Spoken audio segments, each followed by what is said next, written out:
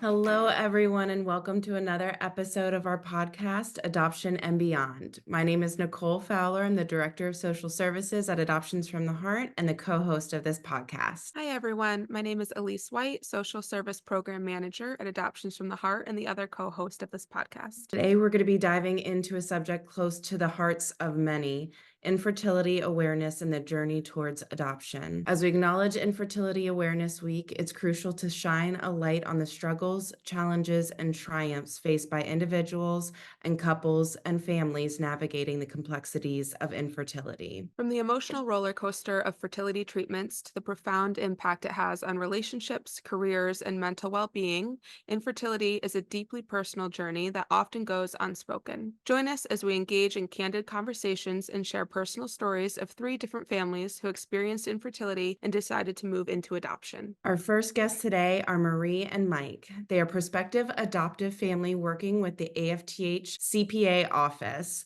Hi. Welcome. Thank you so much for being here with us. And we also have Chelsea. Chelsea and James worked with the AFTH Pittsburgh office and were placed in 2023. Hi, Chelsea. Hi, everybody. Nice to meet you. Thank We you were for coming. 22 and 23.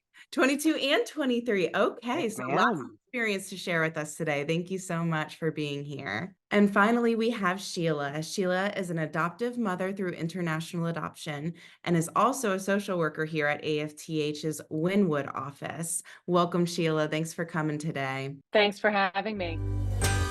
You may notice we are in different clothes and maybe locations. As often happens in the adoption world, there was an urgent meeting before we could finish recording our segments, so we have regrouped. We'll throw it to Myra to start our What's Buzzing segment. Elise and Nicole, I have one story for you guys. This story is a blog by Suzanne B. Lewis, and the blog post is titled, "Stop Telling Me I'm Selfish Because I Don't Want to Adopt." So from what I gather after reading this article, Susanna has struggled with infertility, and sometimes some women and men think that adoption might be the solution to infertility, but some people choose not to do that. So I just want to read a little insert from the article so you guys can get an idea in case you didn't get a chance to read it. But this is something that she says in there. "However, this beautiful and selfless act isn't for everyone. At this point in my life, I don't want to adopt a child. Does that make me a terrible person? According to the hateful trolls who hide behind computer screens and feel they have the authority to do my family planning, it does make me a terrible person. I've yet to have my fertility specialist tell me that I cannot conceive.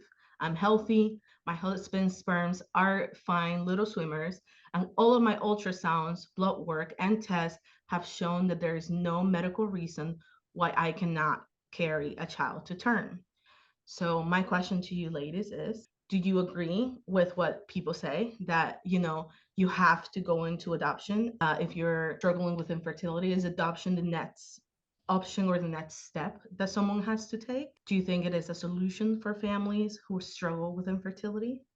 So I just want to hear some of your thoughts. Yeah, I agree with this writer. That is absolutely not going to be the option for everybody. Everybody can build their family or choose not to build their family in any way that they see fit. When I've been doing like outreach in the community, when we go, I try and be very sensitive at infertility clinics because I am sure people hear it from their family and friends, and then obviously strangers as well, that, oh, just adopt, but that's taking away from the grief and loss of a biological child, possibly. And if that is not the route that somebody wants to go, that is completely fine. Everybody can build their families in their own ways.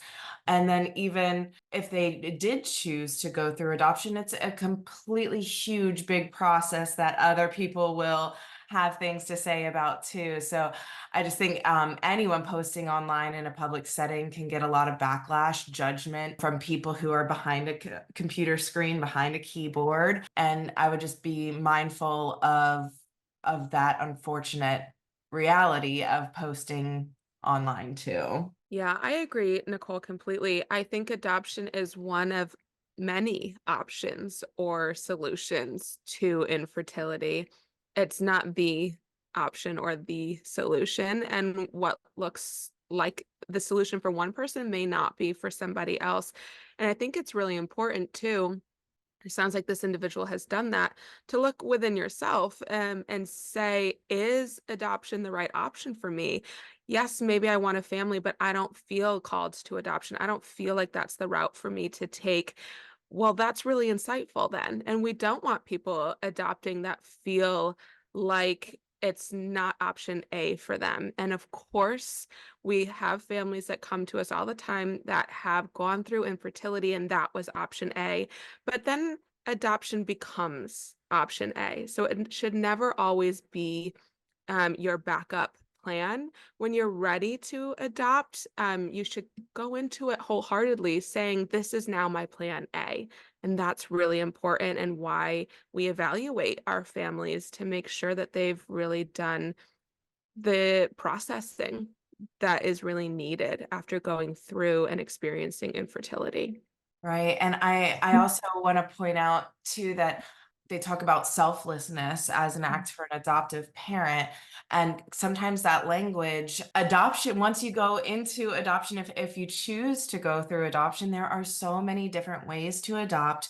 There's through foster care, there's older children, there's newborn adoption, voluntary adoption plans, involuntary, and the language surrounding that too. You're going to learn a whole lot more about that. And so it's not a one size fit all, even if you do choose to go through adoption. Also, I had noticed in the article, there was this one quote, God bless those families who rescue the unloved or unwanted. Going into adoption is not rescuing a child. It's building your family in a way, especially if it's a voluntary newborn adoption or a voluntary non-newborn adoption. That's a parent making a plan for their child, and we honor and respect the birth parents. The language around it, that would be, you have to be willing to educate yourself too if adoption is your next plan, and prepare your family to be able to parent a child through that, because they're going to be hearing this as well. Yeah, that's a great point, Nicole. And also, while we're talking just about terminology and positive adoption language, remembering that these children, especially when it comes to children placed voluntarily for adoption, are never unwanted and are never unloved. Their birth families loved them so much that they made this really unselfish plan to place them with a family that they feel can give them more stability or things that they don't feel they can give them in that moment. That is one of the most selfless acts anybody can make in their life. And so, again, educating ourselves, and hopefully our listeners can help educate themselves as well if they aren't informed on positive adoption language, but that's super important to remember as well. Definitely. And I honor and respect this blogger for sharing her story and knowing herself enough. And I hope that she receives support from her family and friends that she so deserves going through this. Yeah, I agree, ladies. Thank you so much for sharing that. And that is it for our What's Bossing segment. I would now like to move on to our conversation with our guests. Welcome, everyone, to today's episode. We are so thrilled to speak with you today and learn more about your experience through your infertility journey and moving into adoption. If everyone doesn't mind, and in no particular order, do you mind just introducing yourselves to our listeners and sharing a little bit about the beginning of your journey with infertility, and what did that look like for you? We're Mike and Marie, and basically started a few years after we were married, going through the infertility journey, and there was a lot of testing, a lot of appointments, etc. involved, and ended up with no diagnosis. So not really any conclusion to it, but kind of led us to the point of decision of like, do we want to continue this route or go something else? And made the decision that rather than trying to pursue any further efforts down the infertility treatment routes, we'd instead pursue adoption for building a family. Thank you. Chelsea, do you mind going next? And then we can move to our social worker, Sheila. My name is Chelsea Thomas. My husband James is on a conference call, so I apologize he wasn't able to join today. Dating back to when I was a small child, I knew that I had underlying endocrine issues. So when my now husband and I were dating, we were kind of on that trajectory. It was like, I think I kind of like you. I think maybe this could work out. So I kind of opened up and was like, hey, look, there's a possibility that like I may not be able to get pregnant. Like, is that a deal breaker for you? Like, let's just have the hard conversation now. And he was like, nope, not a deal breaker. I've always wanted to adopt internationally. So you know what? Let's just enjoy the now, and we'll kind of, cross that road when we get there. Fast forward, we ended up getting married in November of 14, bought and renovated a house, and around June of, what was it? June of 16, we decided, let's go ahead and reach out to the infertility clinic. We knew we were going to, need their help in some capacity. So similar to, Mike and Marie, started that process. It's cold, it's frightening, scary. It's full of like these emotional and physical torturous procedures that you have to do, just to kind of get that baseline to say, all right, what's going on in your attic? Like, are you able to do anything? And early on, we found out two bits of information. One, our ability to get pregnant naturally, right? Just, a good bottle of wine and some Chick-fil-A was less than 5% chance for us to be able to do that. And they kind of went through, okay, great. What are the other options that you can pursue? Keep in mind, this is still, 2016. So like the infertility topics weren't like everything was done behind closed doors. So like this wasn't broadly, communicated. And they essentially told us, look, if you want to do the IUI route, you're going to be between 10 and 20% chance. But, if you did the IVF route, first round would be 25% chance you get pregnant. Second round be 50% chance, so on and so forth. And I don't say this in a vain sense, but like finances pay a part. There's no guarantee that you're going to get pregnant. And we're not billionaires. Like we had to weigh that in. It was like, great, let's just go ahead and continue with the testing. Due to a previous ovarian cyst that I had to have removed, one of my fallopian tubes was damaged. They went ahead and did some additional testing, and they found some irregular cells, but they weren't thrilled with how they looked. They said that we're going to have to refer you to gynecological oncology.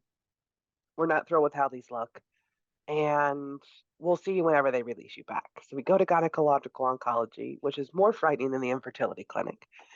And they were like, look, you have a drunk Mason trying to build a wall with bubble gum. This isn't going to work. Like, we need to be able to make sure that this baby is safe. We need to go through 6 months of, treatment. So did the 6 months of treatment, did the retesting, everything was cleared from their perspective, went back to infertility. And they said, look, we have to be honest with you. Like, when they did that test, it was just a sample. There's no guarantee that there isn't a cell that is still irregular. And if you guys go down the route of IVF, which was the most favorable at that point, that your husband may not be faced with a decision of, does he choose you? Does he choose the baby? Do you lose any of them? And we had to sit down and like walk away from that conversation and be like, whoa, like that's heavy. Like, what is our end game here? After a lot of tears and a lot of really hard conversations, we had to look ourselves in the mirror and be like, you know what? For us, and this is not to invalidate anybody else's experience or circumstance, for us, parenthood was the end game. We did not put a lot of weight in, is this child going to look like us? So we said, you know what, let's go ahead and pursue adoption. So that's how we made it around to adoption. Thank you so much. Hi, my name is Sheila Coet. I am a social worker with the Wynwood Office of Adoptions from the Heart. I have now an almost 20-year-old and a almost 18-year-old, both of whom were adopted from Guatemala. So when we were going through fertility, you can imagine was even less than what's happening now with those treatments. But it wasn't until I had always known I had irregular periods, and it was just something that I knew that I had my whole life. So it wasn't until my husband and I got married and started trying to have a child that I found out that I have polycystic ovarian syndrome, PCOS. And PCOS is a very common cause of infertility that I knew nothing about. So at that point, I was in my 30s, and at 33 was already considered a geriatric pregnancy. So the doctors said that there was a very slim chance that we would be able to get pregnant. Now, the good thing was that my husband, from the get-go, when we started dating, made it clear to me that adoption was something that he was interested in. And it was me who really wanted to pursue having at least one biological child, because in my opinion, that's what women are designed to do. The women are supposed to have babies, and that's what God made us here to do. And I wanted to try what I could to have that happen in our lives. So we knew that we were going to limit it. And because, to Chelsea's point, our end game was that we wanted to be parents. So we knew we were going to limit it, but we did go through. I started with medication, with metformin, and then I moved into the shots and IUI, and it was a nightmare, and the havoc it wreaked on my emotions, on my body, and on our relationship, which I'm sure we're going to discuss further. Like, how we managed to stay married during that point is kind of amazing, because I was like a raging lunatic, frankly, being on all the hormones. But fortunately, my husband, and I credit him so much for where we are now in terms of our road to parenting. He was very clear-headed, very level-headed, and because he was so inclined towards adoption on his own anyway, we were able to kind of create an endpoint for ourselves. We knew we weren't going to go into IVF. We knew that that was not an expense we wanted to incur, and we also knew that the percentage of it actually working was so low at the stage I was in my life, that was not the road for us. So we went through about 3 rounds of shots and IUI, and then after that, we decided that we would move forward with our plans for adoption. Thank you. Thank you all for sharing your road, through infertility. And I'm just wondering, in talking about moving into adoption, what was a driving factor for you all in choosing, domestic versus international, or adoption in general, over other avenues like surrogacy or foster care? What was the driving factor for each of you in your journey really to adoption? For us, like everyone else said, the end goal was to be a parent.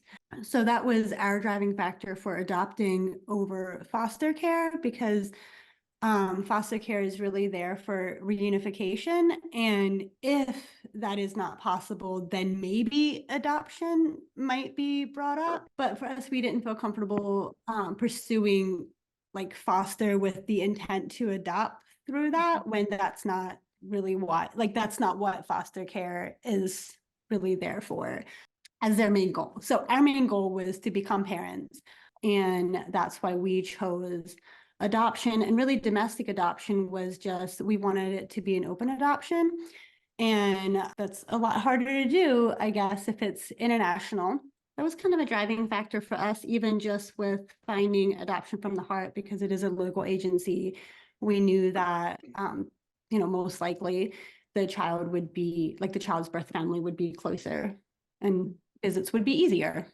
So maybe slightly selfish on our part that we wouldn't have to fly somewhere, once or twice a year. No, I don't think it's selfish at all. And especially for what you hope for your child and the hopeful relationship with their birth family. So thank you for sharing that with us. Chelsea, what about you and your husband, James? Very similar to Mike and Marie. We knew that my microwave was not going to work. And whether it was, donor egg, donor sperm, whatever it was, we needed to be able to extract, the bits to make a baby. So that it wasn't going to be possible with a cancerous risk on our side. Similar to what Mike and Marie had said, the foster, honestly, my heart wasn't in the place to where I needed a guarantee. The whole infertility experience was so unknown. I needed to know that if we went through the adoption process, it was no longer a matter of if we were going to become parents, it was when we were going to become parents. And that's all thanks to the birth families that are out there. And I think very similar, my heart was not in a space where I could have considered foster. I think the foster system is great, and that reunification is its main cause. Everybody has bad days. Everybody falls on dark seasons where they need help, and I'm thankful that system's there. But for us, it wasn't something that we could walk into wholeheartedly. And I wanted to bring the best, we wanted to bring the best version of ourselves. And then the other bit in terms of domestic versus international, we really wanted to have that infant experience. And when we look at, international systems, the ability to have an infant just with visas and everything of that nature wasn't something that aligned for our initial goals. Now, my husband does have, a desire to adopt internationally, maybe in the future, but we knew that we wanted to have that infant experience. So domestic made the most sense for us. We went international because at the time, open adoption was a very scary concept, and not something that my husband, mostly him, that he was inclined to do. Our understanding of open adoption and frankly misconceptions about it, now that I'm in the field and I understand it better, were a scary prospect of what we would be opening ourselves up to, and it was not something that he felt comfortable with. So international adoption and having it be closed was something that just felt more comfortable for us at the time. With that said, we chose Guatemala because it was the most like a domestic infant adoption as part of the international opportunities. My son was 6 months old when he came home. My daughter was 7 months old. So we did have them as infants. We were matched with them when they were born. So we were able to follow their growth through Polaroid pictures from those first 6 months. And we were able to go to Guatemala and visit them. So we did have some engagement with them as infants, but brought them home when they were still babies, which was something that we were really grateful for. We also knew that they were well cared for. They weren't in an orphanage. They were living with foster families that we compensated for their care. So it was kind of like a best case scenario for an international situation. So that's why Guatemala appealed to us. We also did not have to travel for very long. We only had to be there for a short period to finalize when the time was coming. It felt like it was just more controlled than some of the international situations are. Would we do it differently now, knowing what we know? I probably would.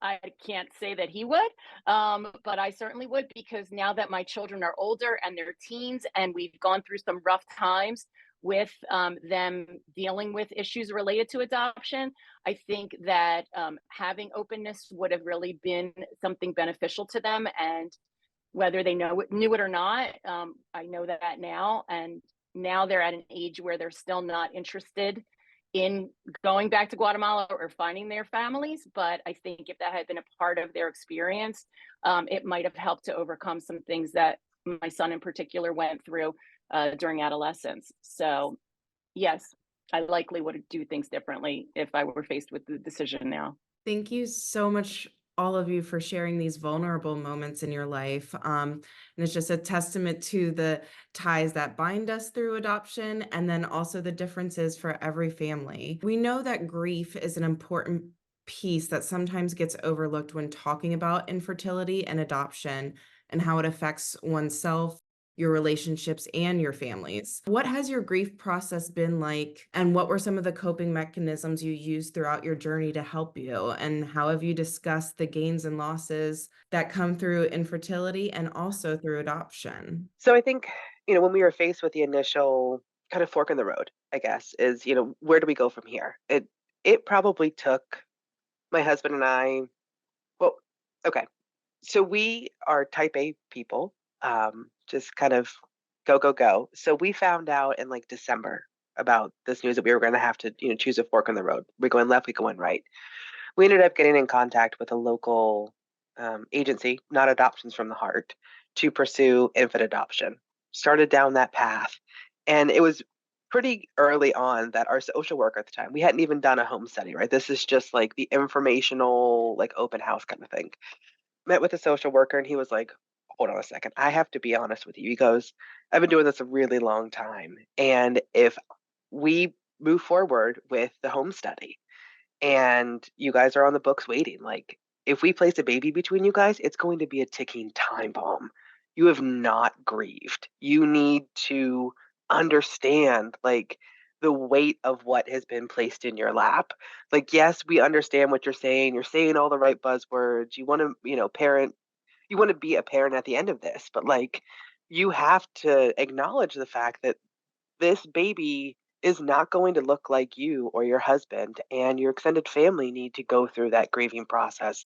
And you're going to have ups and downs, and you need to talk about it. And so he ended up, suggesting that we go to individual counseling and then couples counseling just to process the magnitude of what we had gone through, because it's a lot. And at the time I was like, how dare you tell me what I need to do? Like, you are literally taking away my heartbeat. Like, I was put on this earth to be a parent. How dare you tell me I need to go and get therapy? So I sat there for almost a year, and it was contingent upon us continuing with that organization, and finally pulled the band-aid off and said, great, let's go ahead and do our therapy. And it was the best thing for us individually and us as a couple, was having to look at that mirror and say, I'm not going to have a child that looks like me. And it took a lot of time saying that for me to get to the point where I was like, you know what? This is okay. I really believe the words that I'm saying. Parenthood is my end goal. Um, so it wasn't a linear path, and there was a lot of really hard conversations with our family. And my mom wanted a little girl that has blonde hair and blue eyes, and my husband and I are in a biracial relationship, or biracial couple. My husband's Black, so his mom, wanted a child that looked like him, which was hilarious in hindsight, because it's like, you do realize what happens when you mix these two colors. Like, you're not going to get a blonde hair, blue eyed child. Like, that's not in the realm of possibility. It's not how science works. But it took time to grieve. Um, so yeah, that was our journey. Thank you for sharing that honest and vulnerable response about a social worker's evaluation of what needs to happen to prepare a family for adoption. Did you move forward with the same organization, or did you? We didn't. You did. Okay. So no, yeah, we didn't. At the time, it was, you need to go through a year's worth of couples counseling, Years. a Wow. year's worth of couple counseling before you guys are able to come back. And we need to know who that, couples counselor is. And they're going to need to give their honest evaluation of, where you guys are at. Because in hindsight, I understand where they're coming from. Here's a situation where a child of any age, again, we didn't know if it was going to be infant, if it was going to be toddler at that point. They're in a situation where they are no longer able to be with their birth families, and they're placing them, with another family. And they wanted the assurance that the family that they're placing them with wasn't going to put that child at jeopardy again, right? They're strictly looking from the angle of what is best for the child. My husband and I selfishly are like, we're not bad people. Like, what do you mean? But like, now having two children who are, our sons are 10 and a half months apart, they're biological siblings. We both got them when they were 2 days old and 3 days old through adoptions from the heart. Like, being on the other side of this now, I'm like, oh, I get it. I understand what you were saying. So yeah, it sucked. It sucked really, really, really, really bad. And I'd be lying to you if I said that there wasn't trauma associated with that experience. That doesn't mean that I'm not a better person now. But when you are fresh off of infertility and you're dealing with all of that, and then somebody essentially closes that door in your face, like, yeah, that was probably the lowest I've ever been mentally. Thank you for sharing. The adoption triad is definitely a lifelong, complicated relationship between all parties in adoption. Mike and Marie, I was curious if you could share about your grief process and discussing the gains and losses of infertility and adoption. I mean, we talked about adoption back when we were dating, so it was always on the table. We thought we would have biological children first because, that's what you do, you have babies. um, and that's not how it worked out. But so I think for us, like, because we did always talk about adoption, I don't feel like the grieving part was so devastating. Like, the loss of biological children, I don't feel like it was so devastating because we always talked about adoption as an option. But there was still grief. Like, we still had to work through that. We ended We ended in April, and we decided around that time, like, this is it. We're not doing IVF. I was mentally done after we did 6 rounds of Clomid and then 5 rounds of letrozole with IUI. And it just wrecked me. I was just so done. No desire for IVF, because I'm like, you go down that road, what if it doesn't work? The end goal is to be parents. So all that to say is I made the decision that I'm done with this for my body, and let's pursue adoption. So then we did take almost a full year. I think it was like 10 months to just process that. I knew that I needed a break from everything family building. Like, I didn't care what it was. I knew that I needed a break from it. So yeah, I think in that 10 months, we really did.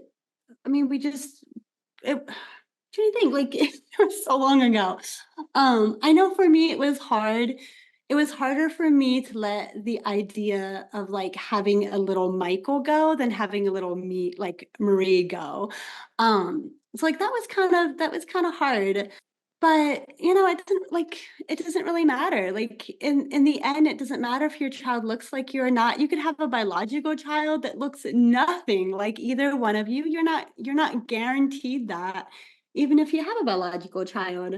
But I love that we took 10 months before pursuing adoption. And then we took another almost full year once we found an agency, which was Adoption from the Heart. And we took almost a full year to just like slowly get our home study done, and did some fun traveling in there. And we really needed it. That was the best thing that we could do for us as a couple, and to like prepare for being a parent. I need to be Mike and Marie's friends because they're like very pragmatic, and I was guns a-blazing. Like, I need a baby by Wednesday. Like, So we were married 5 years before we started trying. And we always had a very like open-handed approach to being parents. And I think that played a part in it too. Like, every year we reevaluated. And some years Michael was like, hey, I'm ready to start trying. And I'm like, I'm not there. And then the next year it was me, and he wasn't there. So we kind of did that for about 5 years. And then we were like, okay, we're both on the same page. Let's start it. But then we were very casual about it too. And I think it just all did play a part in it, because we weren't at the point where we're like, we have to have a child by a certain time frame. But I mean, obviously it did come to the point where we're like, we're married now for 12 years and we don't have a child yet. Like, this is kind of starting to really suck. Like, this is getting hard. Right? Because I think it was 13 years we were married before we adopted Luca. 12 and a half years. I think it was 12 and a half years before we adopted our son. So yeah, all that played a part in it. Like, we were just together for so long that like we were just used to our lives as the two of us. It helped. I think too, there's a lot that comes into play with the whole like value and timeline of things. Like, it went, what, 2 months into marriage before we started getting questions from my in-laws around like, when are you having kids? Like, are you pregnant yet? And all that. And it's like, regardless of anything else, no, not yet. Like, I want to put time into the relationship before adding kids to the mix. And so like, from the timeline standpoint, between that and honestly a lot of finance stuff, like, we bought a property and it ended up being a lot more work and therefore money A than fixer-upper, a yeah. big fixer-upper. Yeah, so we expected a bit of a fixer-upper, but it ended up being a lot of fixer-upper. And so Yeah. just a lot of that stuff really all played out. And honestly, the timeline is for the best. Like, looking back at it, I mean, I feel like we're a lot more mature now than For we were sure. early on. And yeah, just a lot of stuff that like would have been huge stressors early on that we can take in stride now because we're just in a better spot. And we're just better people. Like, emotionally, we're better. Like, we both, well, you've done some therapy.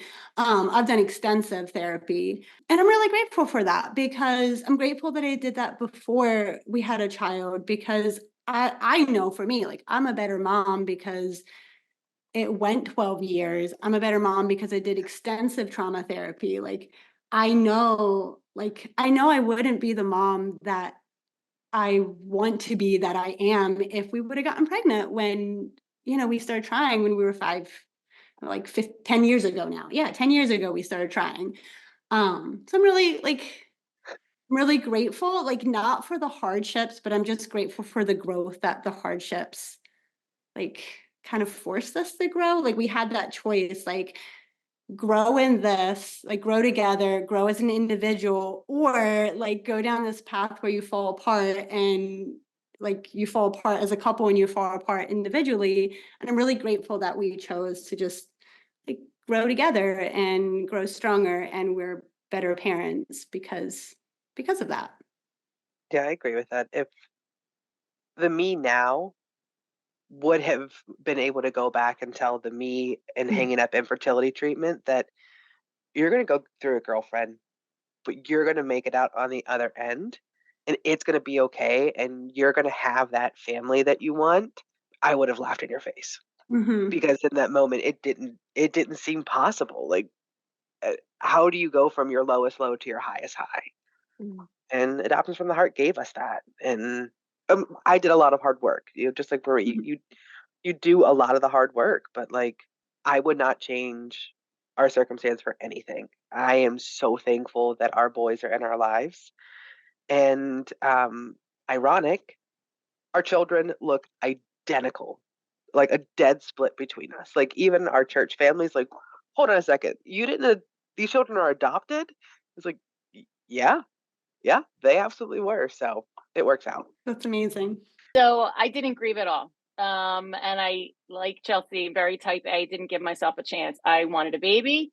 And when the one step didn't work, I moved on to the next. And I was a lunatic, like I mentioned.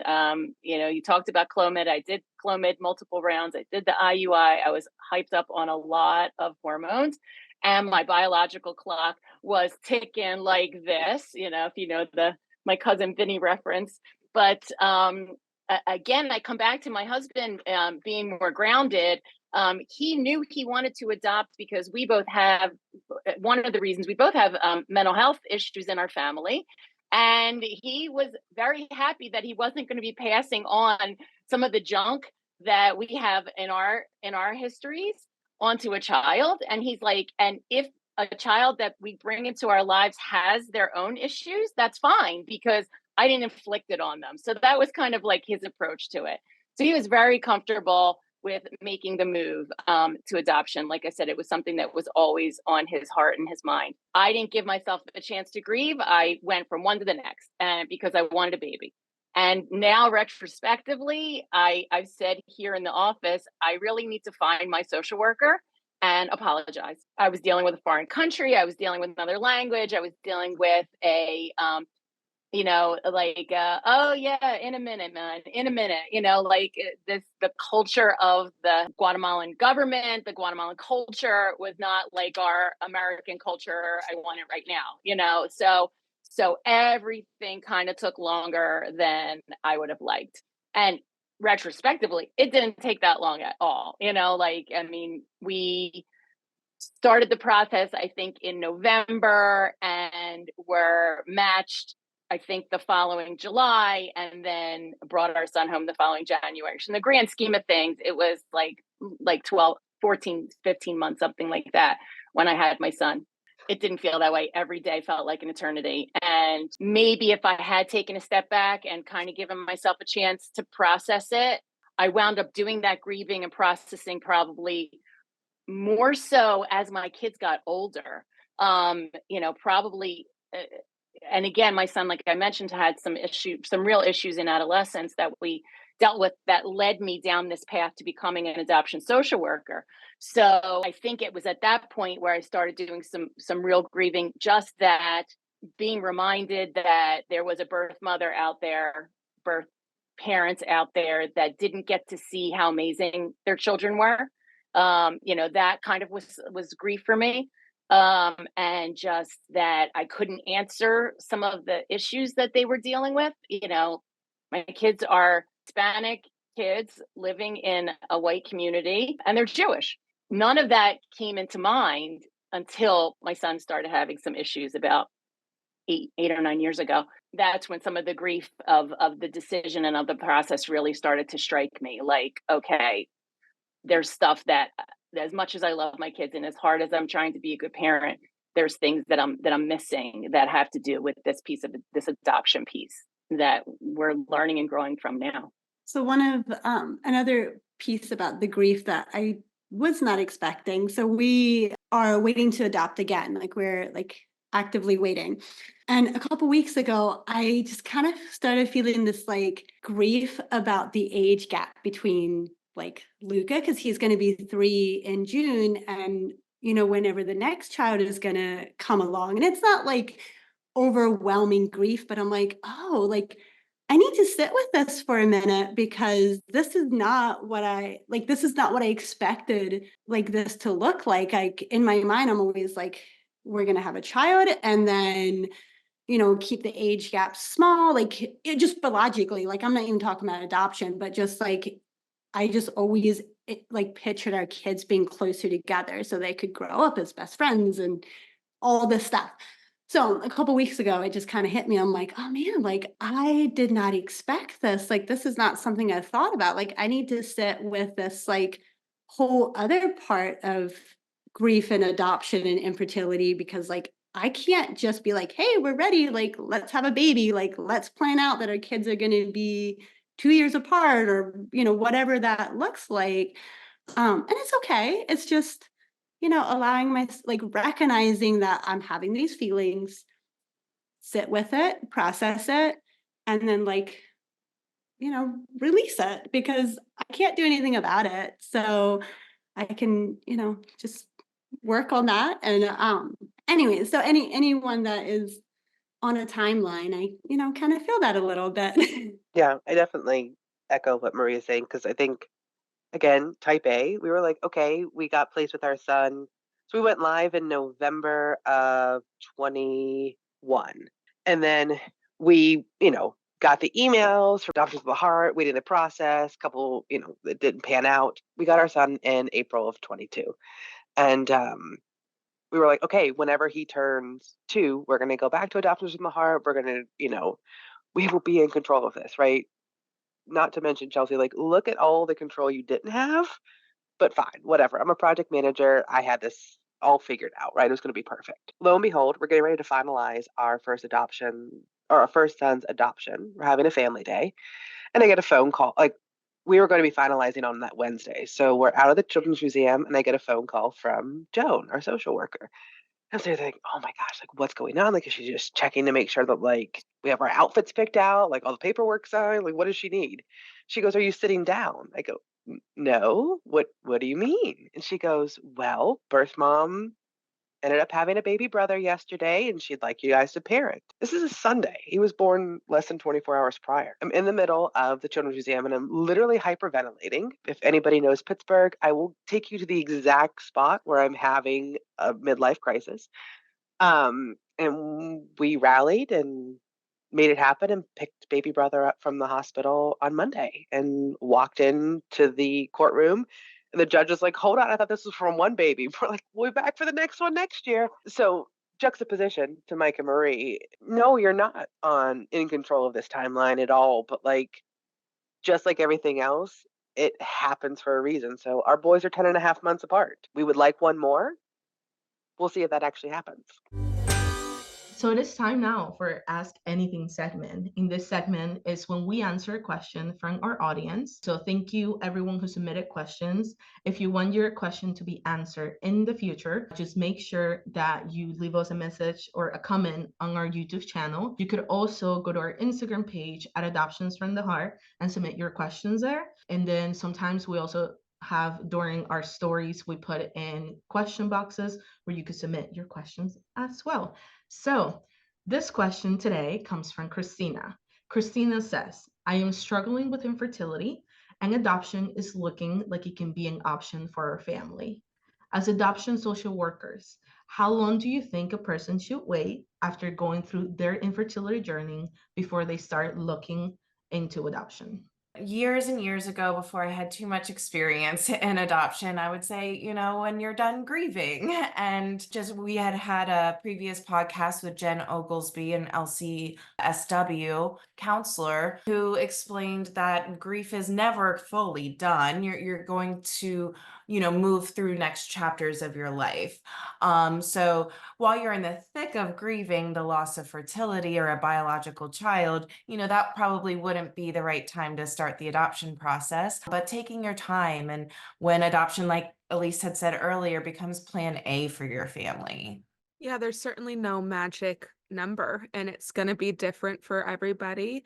But like Nicole said, when you have started working through some of your feelings around your infertility and realizing that adoption feels right for you and right for you in that moment, that's a great place and time to start. And until you really get there, you're doing yourself really a disservice by starting a process earlier than you're really ready to.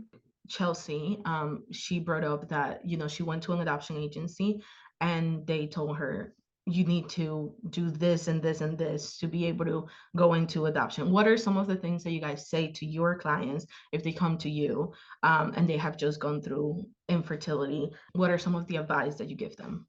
I think it's important to mention, I think the adoption counselor that had counseled them said a year of counseling.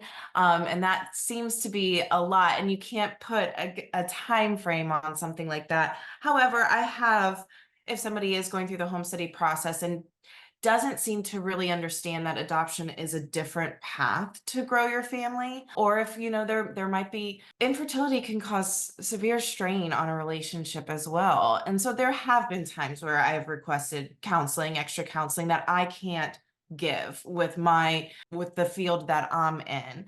So we do refer out if something like that were to happen. I felt like when Chelsea said he said a year, that was just extreme. I don't think that that's extremely common and something that's requested all the time, because proudly, most of our adoptive parents that I've worked with have come to us after years of discussing and educating themselves about adoption, because adoption comes with a whole new set of grief and loss and gains and joys and challenges, so very differently than growing your family biologically. So many families come to us already prepared for that. And I appreciate that very much. Yeah, I agree, Nicole. Most of our families come to us after having done the work themselves.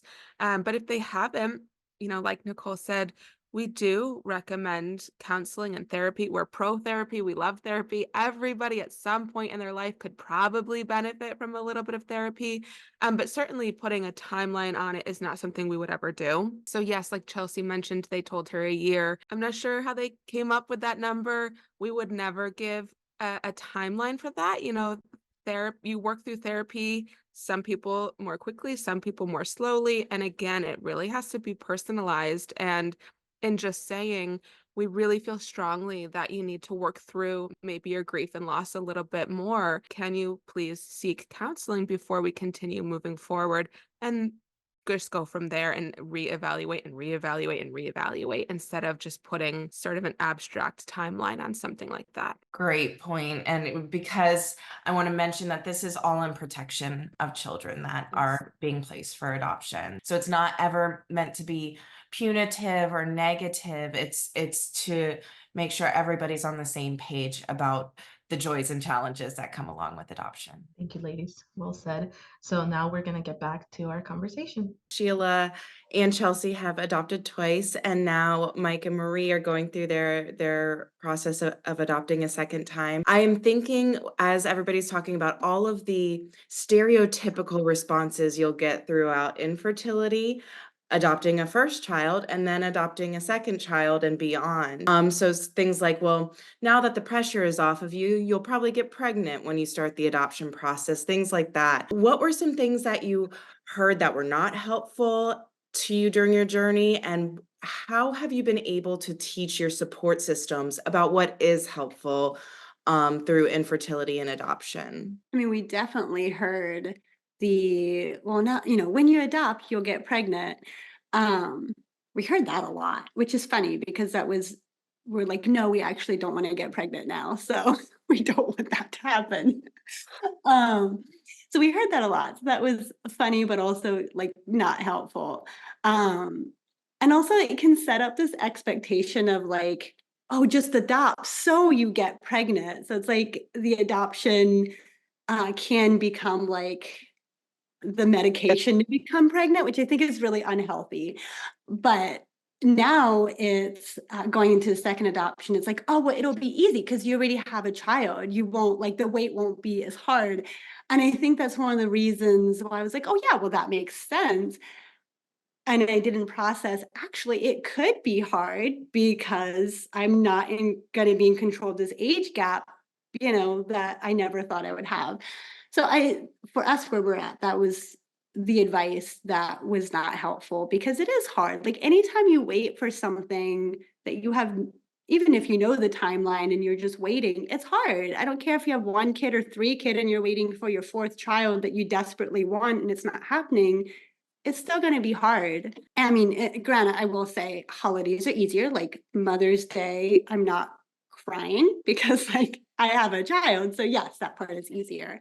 But the day to day, I would say it's just as hard waiting for the second as it was waiting for the first. So there's always that looming lack of any kind of concrete timeline too. Like, Mhm. needing to be prepared at any point in time for basically drop everything and get coordination lined up. Like, when we adopted our first, we had less than 12 hours notice to basically pack up and prepare to spend weeks away from home. And leave both our jobs and, to do that. So, like, we have that again. And in addition to that, now we also have, like, oh, you also have an almost 3-year-old that you also need to, like, figure out what's going to happen with him if you get that, hey, you have a baby, you need to leave tonight. So that definitely adds an extra layer of stress. Yeah, I think I echo everything that Mike and Marie said. And almost in some regards, again, it's not, I'm so thankful for Adoptions from the Heart and for our birth parents for giving us the amazing opportunity to become parents. Like, I tell our birth mom all the time, like, she's literally given me something that I couldn't give myself. That being said, I think going into it the second time, because you do know what to expect. Like, the first time, you're just like on cloud nine. You're like, we're gonna be parents. It's gonna be wonderful. And the second time, you're like, hold on a second. You're teething, and now I also have to go through and do the infant. And, like, you know what to expect. So you know where those tripping areas are going to be. And, like, 2 different sets of birth mothers and birth parents, and are you going to have as amazing relationship with the first as you did the second, and are the children going to get along, and, like, how am I going to do this? Will my heart grow? Can I care for 2 children? Like, there's a lot that comes with it, and I just wish that, like, as parents, and in a lot of ways I'm thankful to social media, because I feel like they've taken, pulled back the curtain and allowed you to see that, like, no, this stuff is hard. Like, what you go through is valid. How you feel is valid. There's no, like, smoking gun that solves it all. Like, it's hard, and it's okay that it's hard. And it's okay for you to have a good day. And it's okay for you to have a bad day. And it's okay for you to be happy. It's okay for you to be sad. And your best friend getting pregnant, it's okay if you cry about that, because you're happy. You can be happy for somebody else at the same time be sad for you. And I just wish that, like, as a whole, again, with Infertility Awareness Month, that, like, let's just be real about it. Like, it's okay if somebody asks you, hey, how are you doing today? And be like, actually, my day sucks right now.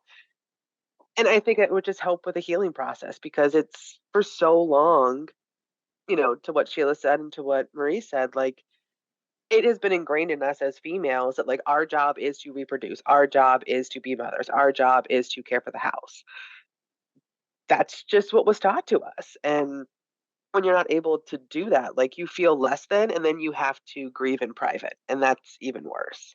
It's funny because you do get that, and from even when you start dating, you're like, oh, well, when are you getting engaged? Oh, when are you getting married? Oh, when are you, so you do that, and it's funny that people feel so comfortable asking very, very personal questions and expecting you to give them information that's really not any of their business.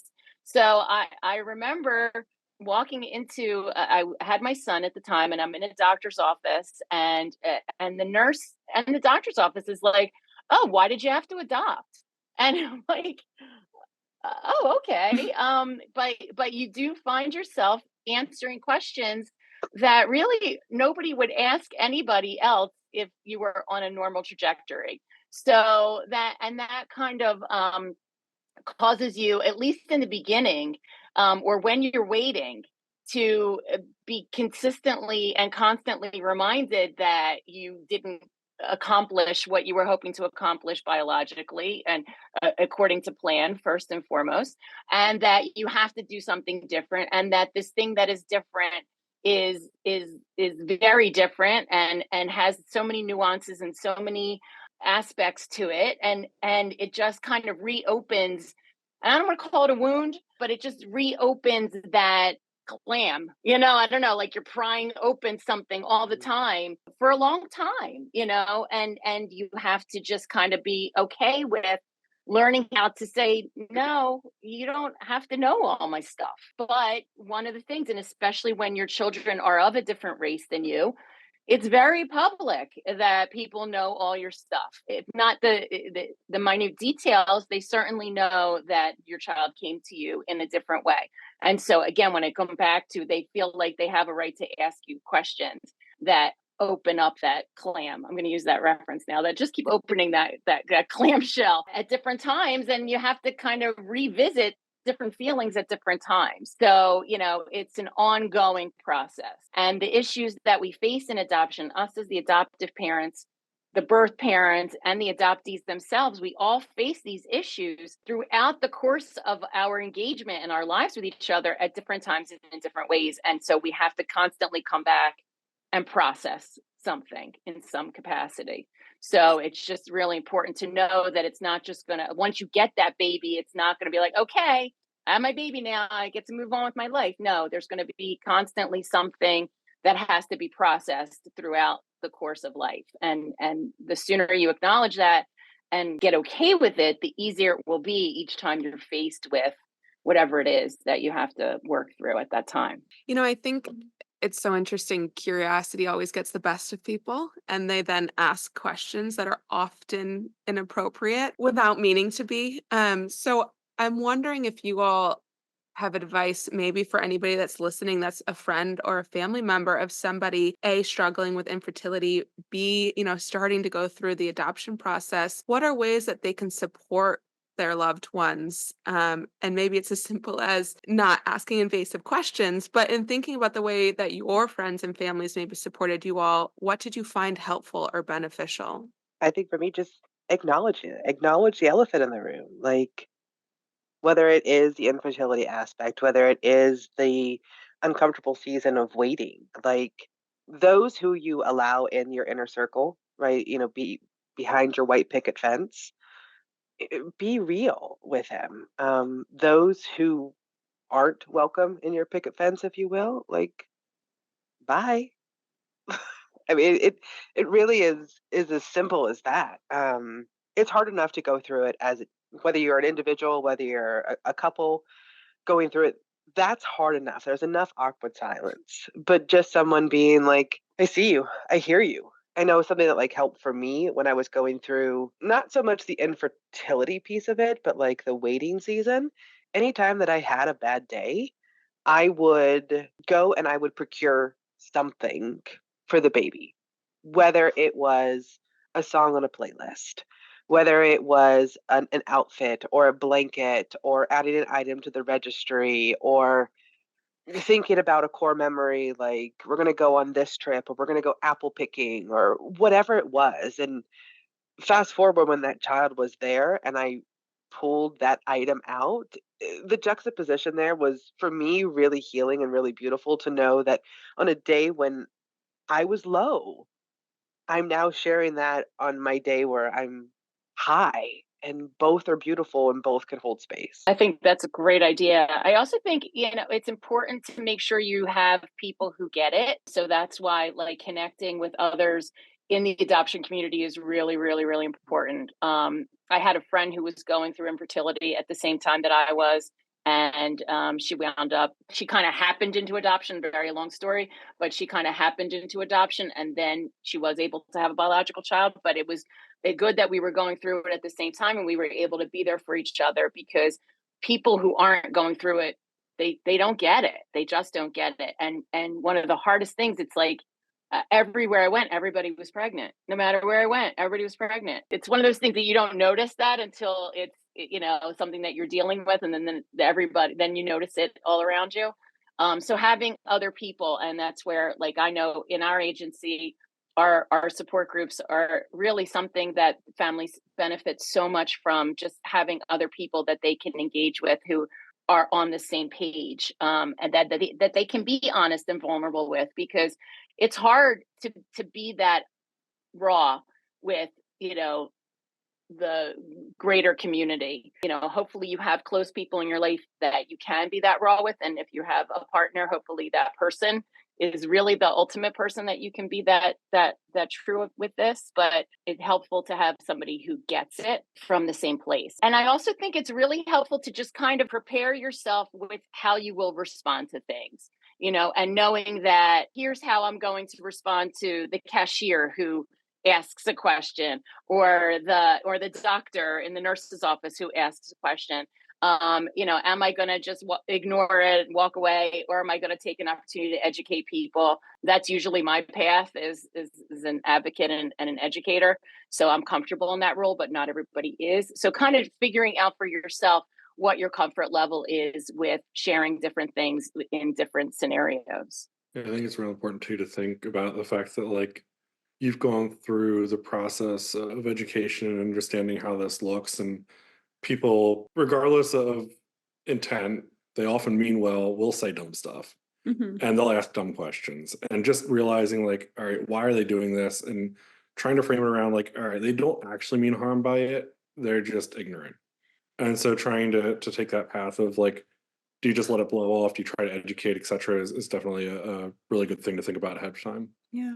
And that's going to change with each situation is going to change. Sometimes you're going to take the time to educate, and that's perfectly fine. And sometimes you can just give a very vague answer or say, I'm not comfortable answering that question, and both are okay.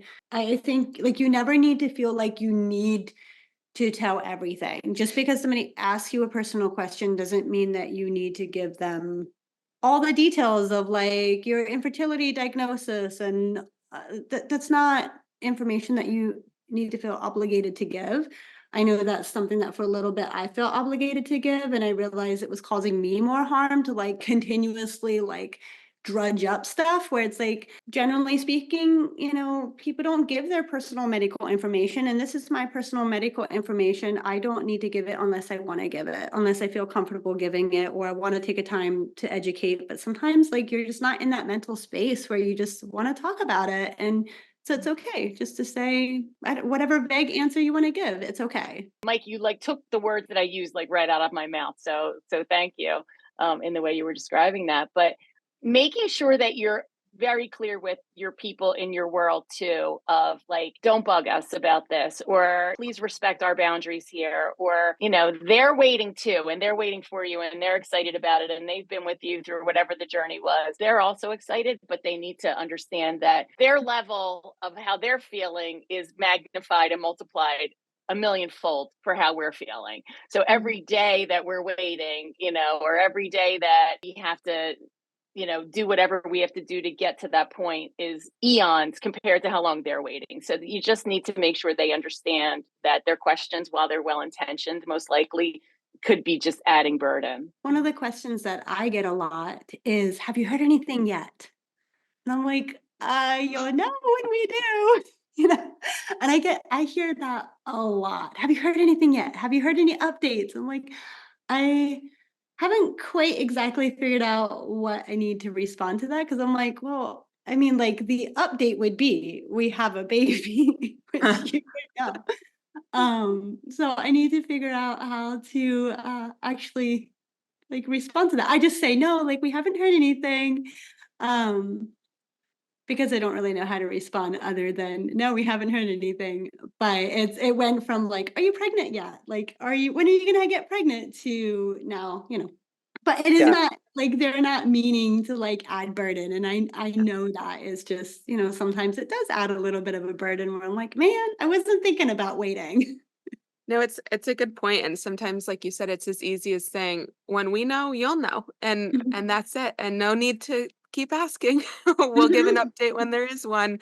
But it can be hard sometimes to draw that line in the sand with family and friends and protecting your own space and your own boundaries while understanding that, yes, they're on this, journey with you, but it's so deeply personal for the two of you and what you're going through. And in talking about that a little bit in your relationships and going through infertility, but also the journey to adoption. Sometimes people are on the same page, sometimes they're not. How did your relationships, was there turmoil? Was there a roller coaster? Do you feel like it made your relationship stronger? Sometimes there's points where it feels weak and points where it feels stronger. How did this whole sort of journey affect your relationships, if you don't mind answering?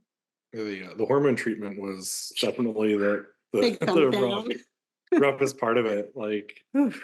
you just never know what I was going to get in a conversation, sorry, in a honey. I'm reaction, so in a sorry. relationship. Like, it very, very much roll of the dice, and that I think is probably the biggest. Like, for us, when we got to the point of deciding that adoption is the path forward, it just took away so much there, and having a clear path made it a lot smoother. Hmm.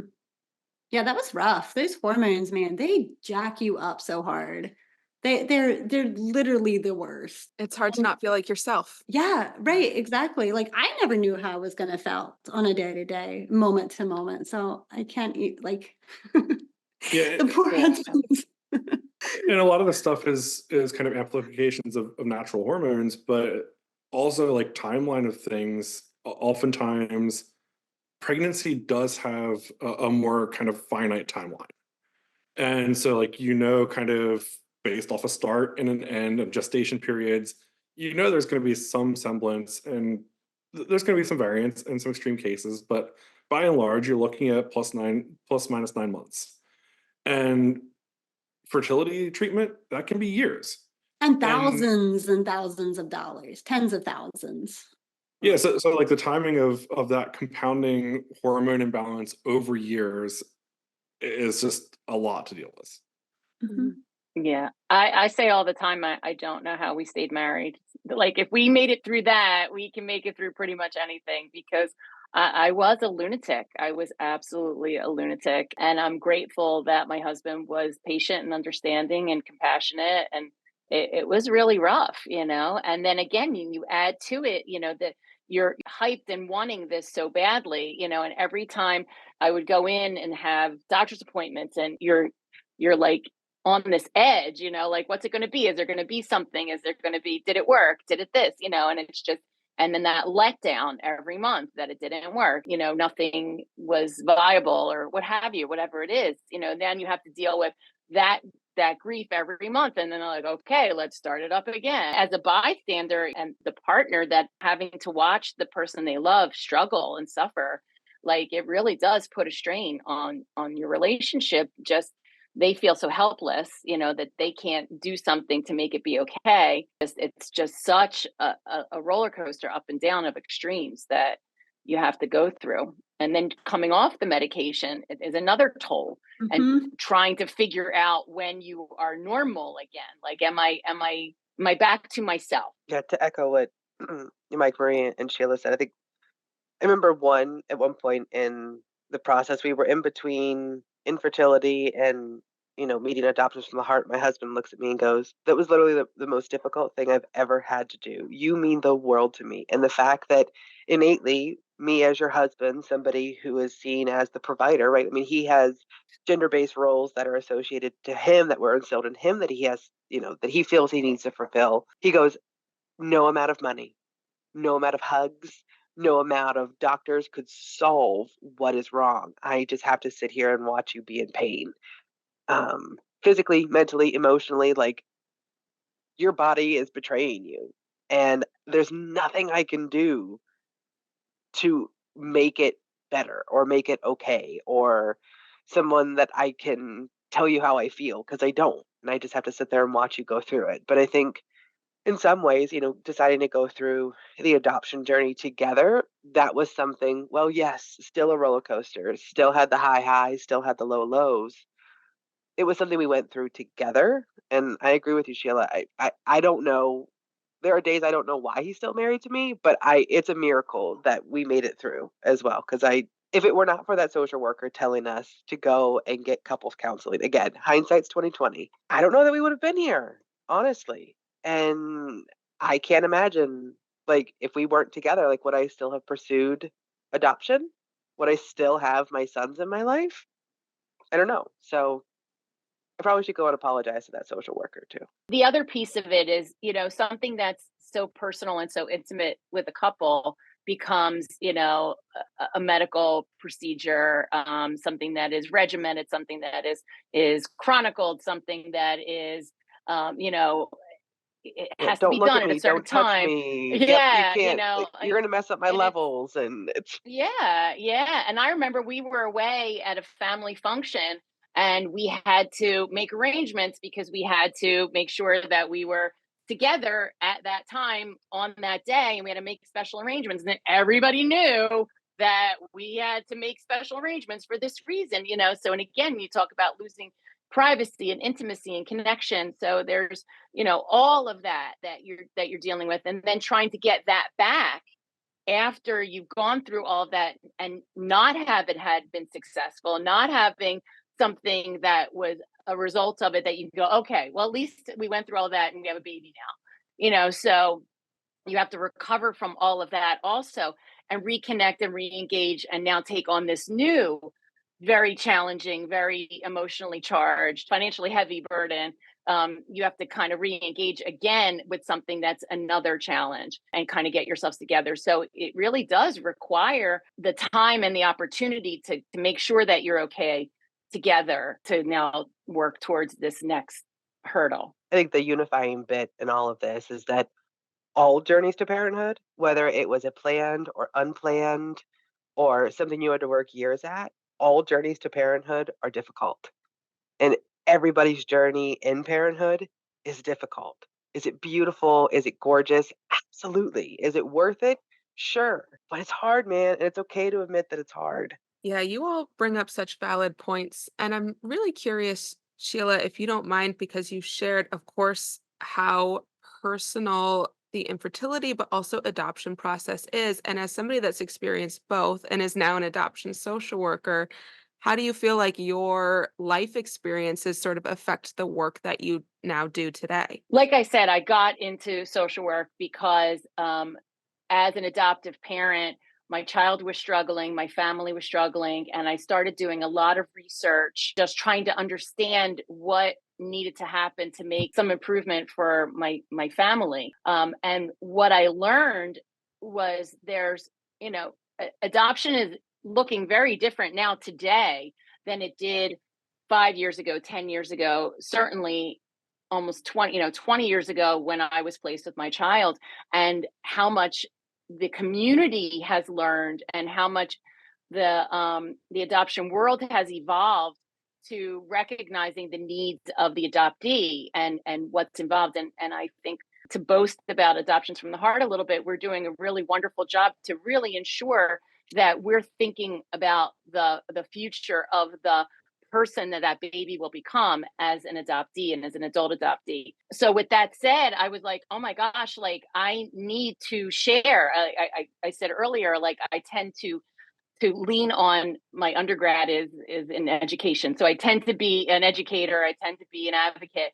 And when I started learning stuff that started to like open my eyes, I was like, I have to help other people understand this. When I went back to school to get my social work degree, I knew I wanted to be an adoption social worker. I knew that I needed to work in this community, and I really intended to work in post placement more so than in pre placement and placement, because I want to make sure that families understand that this is a journey and that there's so much that's involved in parenting an adoptee, and it looks very different than parenting a biological child. So that was really my goal, because I really wanted to take the struggles that we went through and hopefully help other people either avoid them altogether or at least have more tools and resources to manage them if they do have to go through it themselves. So that's kind of where I'm at right now. Thank you for sharing that, Sheila. It's helpful to hear your perspective and how it affects your work today. And we enjoy working with you every day because of all your insight.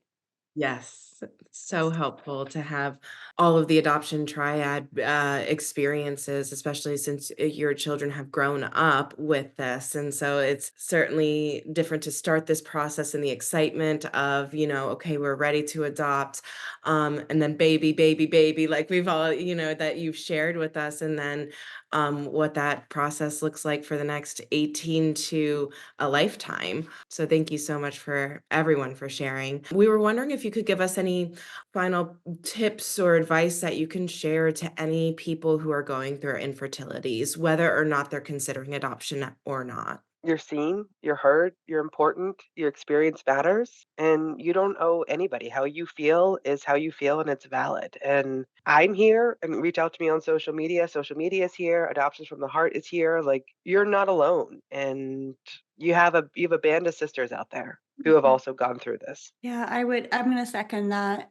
For me, it was like social media was actually really helpful for me because I Mhm. didn't have many people in my circle that were going through infertility or domestic adoption, or if they were going in through infertility, they would get pregnant like through like the first round or two of treatment, and then like I was still here being like, well, I don't have that experience. It's not successful for me.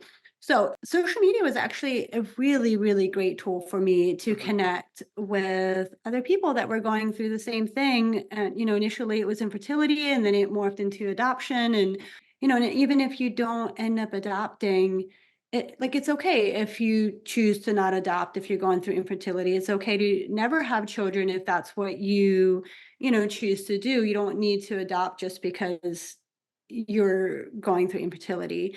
But either way, I think it's important to find people that, get you.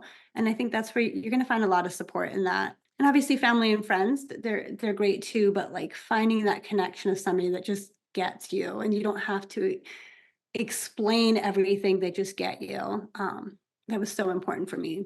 Yeah, agreed. I certainly am grateful now for the social media and the connections that I've made and I've been in different support groups and engaged with other adoptive parents who have had struggles and those who haven't, just being a part of that world and having people who get it, whatever that world is, whether it's you're going through fertility treatments and you need to have other people to rely on who've gone through that, whatever it is, we're meant to be a village. We're meant to connect to other people. We're meant to have support people in our lives. So whatever it is that you're finding yourself dealing with, communicating and engaging with other people who can offer love, care, comfort, guidance, support, whatever it is you need, that's really critical. We're not meant to go through things like this alone. So that's what I would just recommend, making sure you connect and engage and owning what you feel. You can feel whatever you feel. There was a great book I read at the time. I don't know how relevant it is in the moment, but it was called Secret Thoughts of an Adoptive Mother. And it was just great to be hearing what I was thinking coming out of somebody's mouth other than mine. Like, oh, I have to tell everything about everything in my world. Everybody's got to know what I'm doing. Everybody's got to know where I am in my cycle. Everybody's got to know what round of IUI we're in, or my finances, or my background checks, or whatever it is. There's so much invasive information that we have to share throughout all of this. And other people can just go in the back of a car and get pregnant and have a baby, so it's a lot to manage sometimes. So just owning that it's a lot, and making sure that you are just feeling whatever you're feeling, and being okay with it.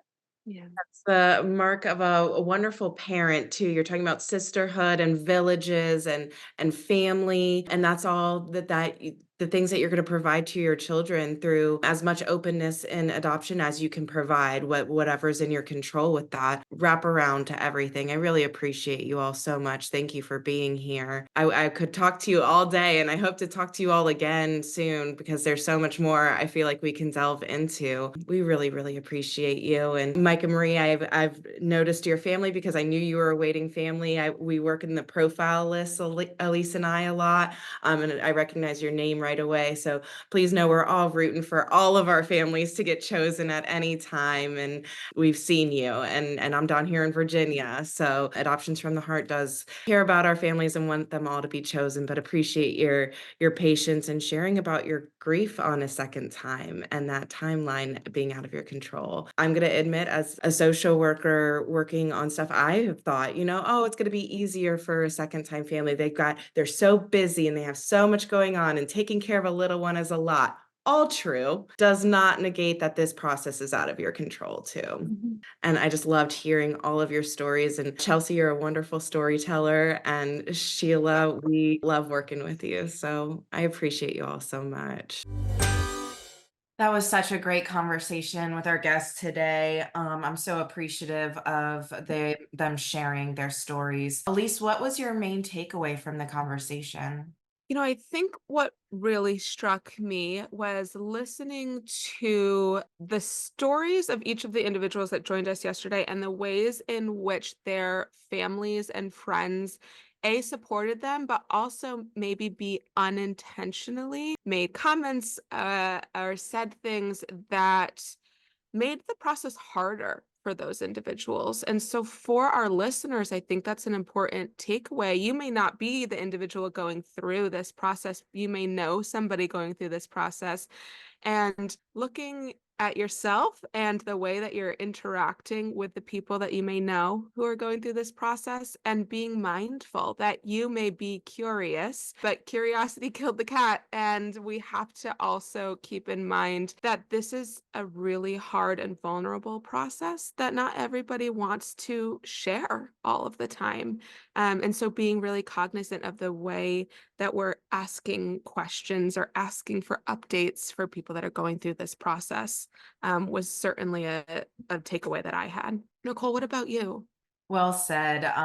We appreciate families having support and love from their families, and also them educating their family and friends and support systems on what they need to. I appreciated all of the adoptive parents on the call yesterday. It sounds like they've really learned and grown so much over the years through their process of growing their family. We're all on different paths and have different things that we deal with in life, and that's a huge challenge. I can't even think of a word to describe it, to go through. And having empathy for other people, if you don't understand what that's like, just empathizing with other people. And I'm glad that they are able to connect to have a true understanding what it's like to go through that process. And it just reminded me to always be kind to people. You have no idea what somebody's going through, and everybody's allowed to grieve any process in their own way. Thank you all for listening to another episode of Adoption and Beyond. Our hearts are filled with gratitude for the courageous individuals who shared their stories of infertility and their journey towards adoption. During Infertility Awareness Week, it's essential to amplify these voices, to honor their experiences, and to foster a community of support and understanding. As we reflect on the conversations shared today, let's continue to break the silence surrounding infertility, to advocate for accessible support and resources, and to embrace the diverse paths to parenthood. If you enjoyed today's episode, please rate, like, subscribe, and share this podcast with someone who needs to hear this. Rating us is important as it helps our listeners discover and engage with our podcast. If you listen to us on Spotify, you can also hit the bell button at the top of the podcast page. This will notify you every time a new episode is posted. In addition to that, as you all know, we are now on YouTube. Make sure you subscribe to the channel Adoption and Beyond podcast, like this episode, and hit the bell button to be notified of new episodes. If you haven't already, head over to our website at afth.org for more information on our services for pregnant people, prospective adoptive parents, and professionals looking to learn more about adoption. Thank you for listening, and we look forward to connecting again.